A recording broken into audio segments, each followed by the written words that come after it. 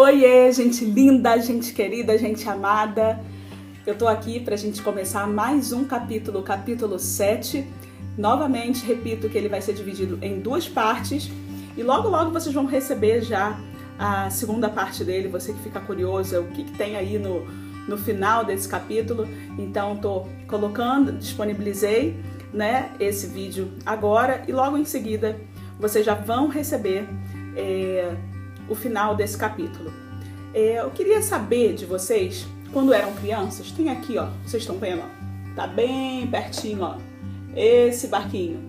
Barquinho de papel, você fazia o formato de chapéu, não vou fazer tutorial nenhum hoje para ninguém aprender a fazer um barquinho de papel, mas você, quando criança, você já montou um barquinho desse, colocou ele sobre a água e ficou assoprando, tentando empurrar para que ele andasse, nem que fosse alguns centímetros. E, por fim, o barco afundou. Afundou porque ele era de papel, a água molhou e ele se desmanchou. Então, às vezes assim acontece também na nossa vida.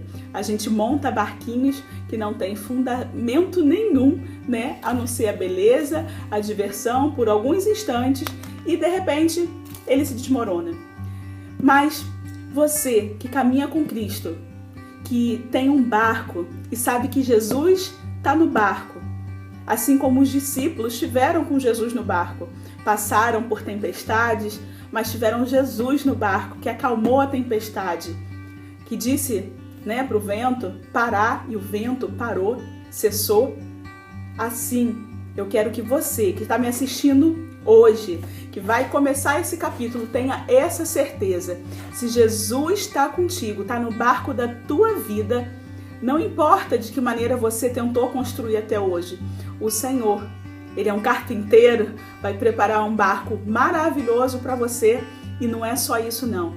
A gente conta com a ação do Espírito Santo de Deus para conduzir você em prosperidade de vida para onde o Senhor determinar. Você sabe de onde o vento vem? Para onde o vento vai? Não, mas o Espírito Santo sabe. E eu quero declarar sobre a tua vida que Ele é esse vento que vai soprar você para o lugar determinado que o Senhor te colocar. Um lugar de segurança, mesmo em meio a toda essa tribulação que a gente está vivendo. O Senhor vai te conduzir em triunfo, em paz e em segurança para um lugar que talvez você nem imagina que fosse chegar lá, mas é lá que o Senhor vai te encontrar. Ah, Gisele, você pode me dizer assim, mas eu nem me mudei de endereço, não estou viajando, não posso nem sair da minha casa. Mas é nesse lugar que o Senhor vai forjar o teu caráter e fazer com que esse vento do Espírito Santo faça você prosperar. Amém? Vamos então começar logo o capítulo 7, que diz, vento para as suas velas. Benihim começa assim, se você vir um bêbado do mesmo lado da calçada, atravesse para o outro lado. Esse era o conselho que meu pai dava aos filhos em minha infância na Terra Santa. Todas as manhãs, meus irmãos e irmãs iam comigo até a escola católica. E aconteceu mesmo, mais de uma vez. Quase por instinto, sem uma palavra, nós nos lembrávamos das palavras de papai e passávamos para outra calçada até que o bêbado estivesse longe. Como sabíamos que estava embriagado? Nós não íamos até ele e perguntávamos, o senhor está bêbado? Ou, queremos sentir o seu hálito? Claro que não. Embora fôssemos crianças, sabíamos que estava embriagado. Tudo nele dizia isso, a maneira como andava, o seu olhar, as roupas em desordem. A verdade sobre o seu comportamento ímpio era simplesmente esta. Ele estava sendo controlado pelo poder errado. Havia cedido à influência errada. O apóstolo Paulo não poderia ter sido mais claro do que quando disse, e não vos embriagueis com vinho, no qual há dissolução, mas enchei-vos do Espírito. Efésios 5,18. Que contraste entre a vida dissipada e a vida reta. A embriaguez, adverte Paulo, promove comportamento iníquo. Mas, se o indivíduo, homem ou mulher, pode ser controlado pelo álcool, quanto mais pode o Espírito Santo controlar um homem ou uma mulher. É difícil determinar quem está no controle? De modo algum. Todos os dias encontramos pessoas cujas mentes e corações estão a anos-luz longe de Deus. Isso fica logo evidente. Você percebe pela sua linguagem, pelas suas ações. É como se o próprio Satanás estivesse guiando cada movimento de suas vidas. A vida cheia do Espírito Santo. E as pessoas que têm um encontro com o Espírito Santo? Quais são os sinais externos da vida cheia do Espírito Santo? São vários e a transformação é surpreendente, além de qualquer explicação. Manifestações positivas começam de repente a se multiplicar. Logo depois de dizer, enchei-vos do Espírito, Paulo descreve 4 resultados distintos que você pode esperar. É o mesmo que plantar sementes no solo do Espírito e colher uma safra celestial. Você será transformado. A primeira manifestação que você pode esperar de uma vida plena do Espírito é esta. Seu modo de falar será diferente. O apóstolo disse que devemos falar uns aos outros com salmos, em Efésios 5,19. Você pode imaginar como o nosso mundo seria incrível se a nossa conversa se parecesse com o que lemos nos salmos? Um estudo recente mostrou que de todas as palavras usadas em nosso idioma, e mais frequente é eu. Mas o cristão guiado pelo Espírito tem um novo vocabulário. Ele não é egocêntrico, e sim centrado em Deus. Você de repente começa a dizer, louvai a Deus, Salmo 150, versículo 1. E todo ser que respira, louve ao Senhor, versículo 6. Este é o segundo sinal que você deve esperar, diz Paulo. Você terá uma nova canção. Ele afirma que você irá cantar e salmodiar ao Senhor em seu coração. Efésios 5,19. Na revista Almeida, edição Revista e Corrigida. É muito mais que uma nova música. É uma mudança que tem lugar no seu coração. Quando você se transforma interiormente, uma melodia surgirá espontaneamente. Eu não pretendo ser cantor, mas tenho uma canção nos lábios desde o momento em que encontrei com o Espírito Santo. A terceira manifestação é que você começará a dar graças, dando sempre graças por tudo, o nosso Deus e Pai. E em nome do nosso Senhor Jesus Cristo, no versículo 20. De um momento para o outro, você começará a agradecer a Ele por tudo. Vai agradecer pelo que é bom e pelo que não é tão bom assim. Você reconhece que aquele que concede todos os dons sabe exatamente o que você precisa. O resultado é a transformação da sua atitude.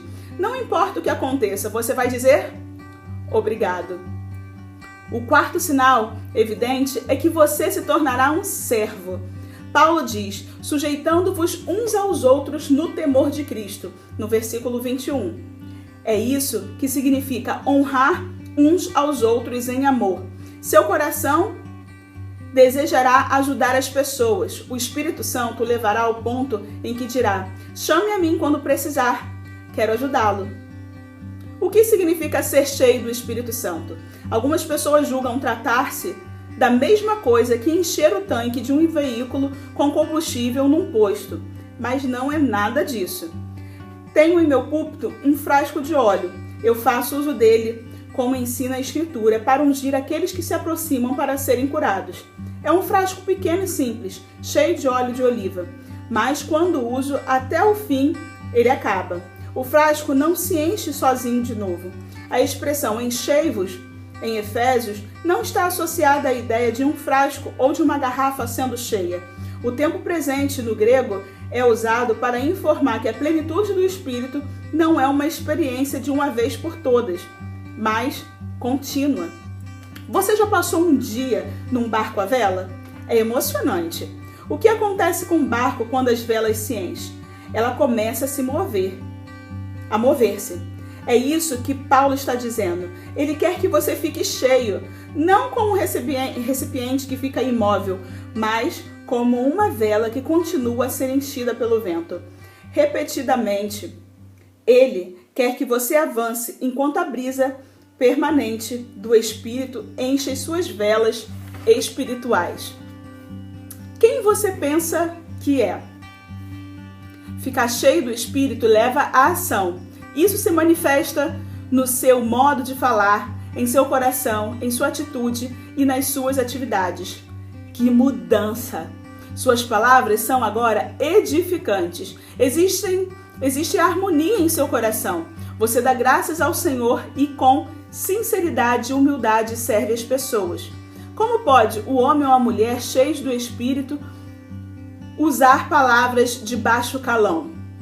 Como ele ou ela pode ter o coração cheio de inveja, amargura e críticas? A pessoa cheia do Espírito não diz: quem você pensa que é para mandar em mim? Ou como Deus pode tratar-me desse modo? Esses são sinais de uma pessoa egocêntrica, vazia do Espírito e não cheia do Espírito. Quando Cristo voltou ao Pai, ele não entendia que você ficasse por sua própria conta. A ajuda estava a caminho. Afinal de contas, não é o seu poder ou a sua força que é importante. Não por força nem por poder, mas pelo Espírito, diz o Senhor dos Exércitos, em Zacarias 4, versículo 6. É pelo Espírito que você tem condições para glorificar a Jesus. É pelo Espírito que seu coração se enche de música. É pelo Espírito que você diz: Jesus, eu te agradeço por tudo. E é pelo Espírito que você fica capacitado para dizer: perdoo você. Como o amor de Deus é derramado em nossos corações. Em Romanos 5,5, vai dizendo: pelo Espírito Santo. Você nunca viu o vento, mas certamente já observou os resultados do vento. A árvore se inclina, a bandeira tremula e o navio começa a mover-se. Como ele é forte! Você não precisa ver o Espírito Santo para saber que ele está vivo. Você pode sentir a evidência do poder que ele lhe dá. Uma vez que ele tenha enchido você, buscar uma confirmação é perfeitamente dispensável. Um homem perguntou certa vez: Benny, diga-me, estou cheio do Espírito? Eu respondi: irmão, se você não sabe, então não está. Você não precisa perguntar para ver os resultados. Os que duvidam do fato de estarem cheios ou não, jamais receberão essa dádiva. Tudo começa com a salvação. Você talvez pergunte: como me torno cheio do Espírito? Se falar em línguas, é esse o sinal? O Espírito Santo está presente a partir do momento em que você pede ao Senhor Jesus Cristo que perdoe os seus pecados e limpe o seu coração. Se não crê nisso, é porque não compreende a Trindade. Paulo escreveu a Tito: ele nos salvou mediante o lavar regenerador e renovador do Espírito Santo, que ele derramou sobre nós ricamente, por meio de Jesus Cristo, nosso Salvador, a fim de que, justificados por graça, nos tornemos seus herdeiros, segundo a esperança da vida eterna.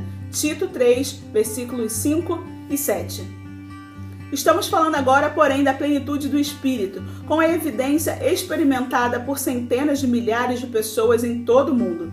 As estatísticas são esmagadoras. Sei que alguns ainda gostam de discutir esse ponto, mas o homem que passou pela experiência jamais fica à mercê de quem quer discutir. Não vou me esquecer daqueles primeiros dias após ter nascido de novo. Eu parecia uma criança, e você sabe como elas são. Estão sempre caindo, chorando e pedindo ajuda. Eu era exatamente assim. Conversei com um membro da igreja a respeito da mesma dúvida que ouvi desde então da parte de outros. Estou confuso. Ele perguntou: o que houve? Respondi: não tenho certeza se fui cheio do Espírito Santo. Ele disse: Benny, você pediu isso? Repliquei: sim, pedi. Ele disse: então, é tudo o que precisa fazer. Como vê, eu era uma criança em Cristo. Não sabia o que sei hoje. Eu realmente não sabia o que estava buscando, mas ouvi alguém dizer: o falar em línguas é tudo o que precisa. Aprendi mais tarde que falar em línguas é apenas um dos dons. Você não precisa tanto dos dons como do doador.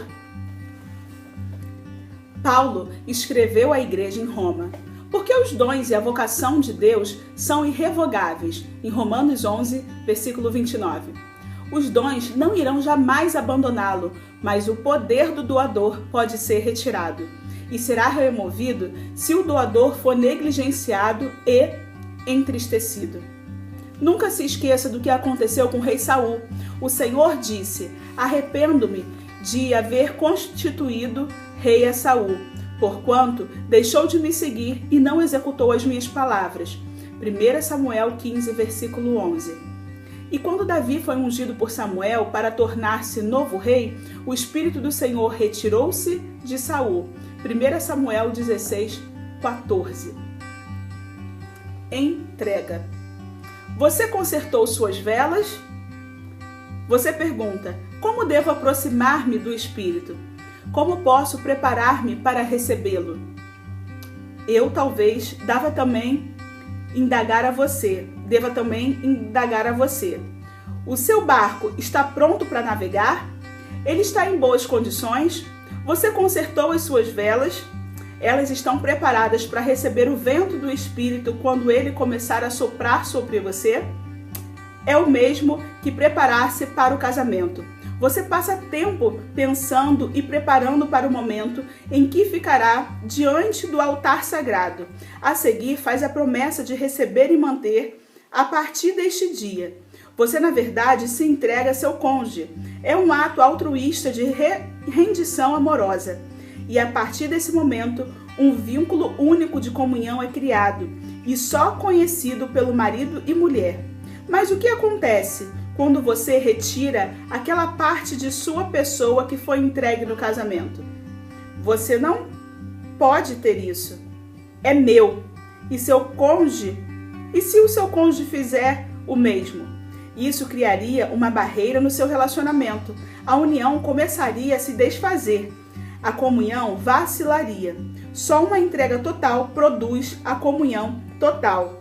Ela produz amor e compreensão. Só há um meio de restaurar um relacionamento rompido. Como a vela do barco, você pode permanecer tenso e preocupado. Pelo contrário, você deve ser flexível e ceder, sendo novamente enchido de amor. No momento em que você se rende ao Senhor, Ele irá enchê-lo com o seu espírito. Você não precisa suplicar nem chorar para obter isso. Basta a rendição total a Cristo e disposição para aceitar o seu precioso Espírito Santo. A entrega total resulta em total plenitude e submissão total. Produz a comunhão total. Como no casamento, porém, você precisa trabalhar na relação a cada dia. Jesus, eu te amo. Deus Pai, eu te adoro. Precioso Espírito Santo, anseio pela tua comunhão. Se você negligenciar a comunicação num dia, será um pouco mais difícil da próxima vez. Como uma faca afiada. O que acontece num casamento quando o cônjuge ignora o outro? Depois de algum tempo, a amargura começa a penetrar o coração. As palavras começam a cortar como uma faca afiada. Em breve, a animosidade se transforma em raiva, ciúme e coisas piores. Para muitos, isso acaba em separação, divórcio e ódio. Mas a fenda pode ser facilmente reparada. Basta uma nova entrega que tenha origem em sua própria alma e uma renovação do voto de amar, honrar e cuidar. A mesma coisa acontece quando você negligencia o Senhor. Você irá sentir amargura e raiva.